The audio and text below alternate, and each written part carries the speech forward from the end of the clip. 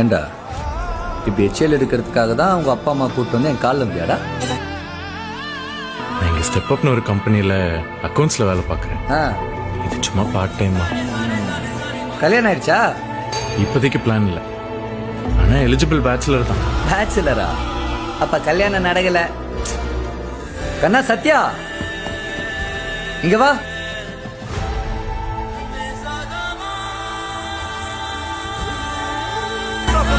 போதும் போதும்டா, போதும்டா. டேய்,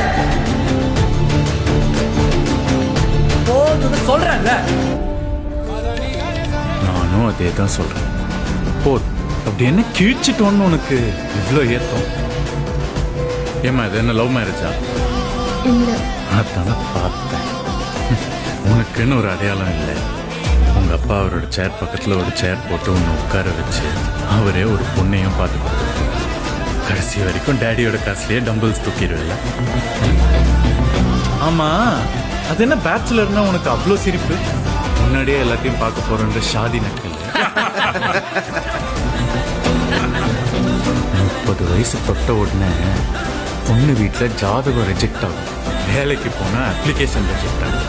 என்னது 30 வயசாச்சு இன்னும் கல்யாணம் ஆகலையா அப்படின்னு தோ இந்த மாதிரி 4 பேபி பூமர் காதலியே செய்யும்.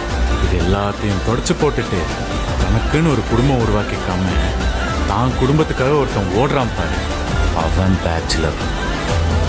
29 வயசு முடியும் போது ஒண்டிக்கட்டையா இருக்கிறதோட வலி முன்ன மாதிரி அப்பன் காசுல கல்யாணம் பண்றவனுக்கெல்லாம் புரியாது மச்சி.